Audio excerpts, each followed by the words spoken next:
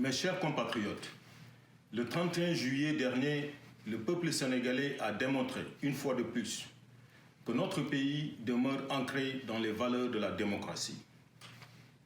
Malgré un taux de participation relativement faible et un climat politique tendu, les Sénégalais ont voté dans le calme et ont élu les députés qui siègent désormais à l'Assemblée nationale. Les résultats de ces élections ont établi un changement de paradigme politique dans notre pays. Les électeurs ont décidé d'équilibrer les forces politiques à l'Assemblée nationale.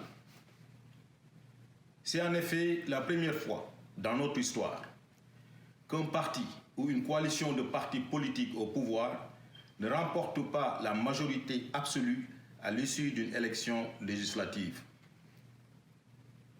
Vous en conviendrez, le nouveau visage du Parlement sénégalais, la montée en puissance de l'opposition et la conscience civique qui émerge au sein des jeunes et des femmes doivent être perçus comme l'expression d'une vitalité démocratique et d'un besoin critique de voir les institutions de l'État sénégalais renouvelées et galvanisées.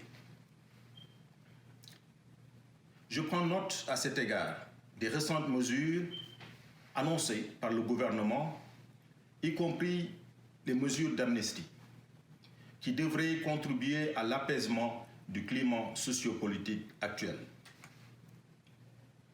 Force est de constater, en effet, que le débat politique au Sénégal est devenu un spectacle de populisme, d'invectives, de menaces et de violences tant physiques que verbales. Face aux défis énormes auxquels le Sénégal est exposé, le désordre et l'instabilité politique ne sont pas des options. Plusieurs indicateurs et résultats devraient nous interpeller aujourd'hui. Par exemple,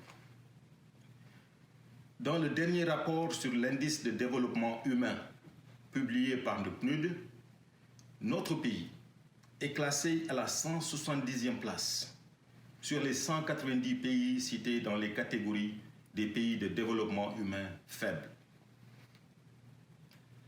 Dans le classement de l'indice de perception de la corruption de Transparency International pour l'année 2021, notre pays s'enfonce dans la zone rouge avec une note de 43 sur 100.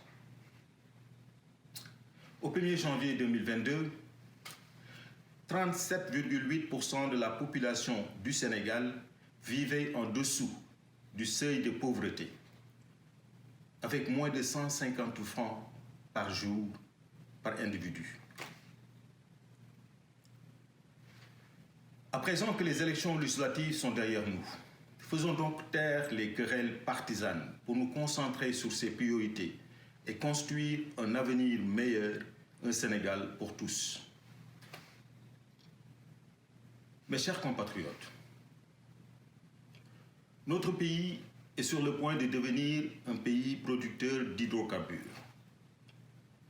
Si ces ressources, ainsi que nos autres ressources naturelles, sont gérées avec transparence, avec responsabilité et rigueur, le Sénégal pourrait avancer plus rapidement sur le chemin de l'émergence économique et du développement social.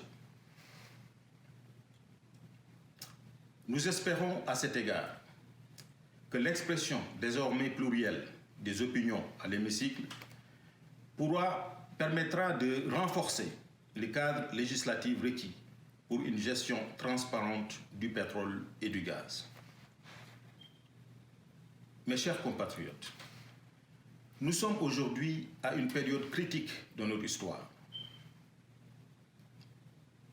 Face à la situation sociopolitique et économique qui prévaut dans notre pays, je voudrais lancer un appel solennel à toutes les forces vives du Sénégal, à toutes les citoyennes et à tous les citoyens, qu'ils soient jeunes ou plus âgés, de la diaspora ou ici au Sénégal.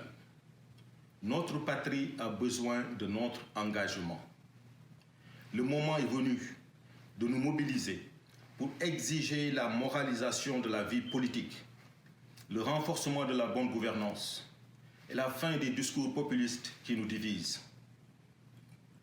Le moment est venu de remobiliser la patrie tout entière autour des valeurs, de nos valeurs, de Jom, de Ngor, de Fula, de Faïda, de Teguin, de Mandouté et des autres valeurs civiques, culturelles, de diversité et de cohésion sociale que nos ancêtres nous ont léguées et qui constituent le ciment de notre unité nationale.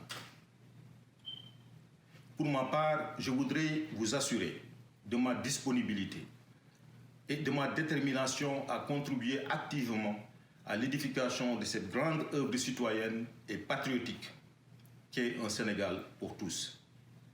Vive le Sénégal, vive la démocratie, je vous remercie.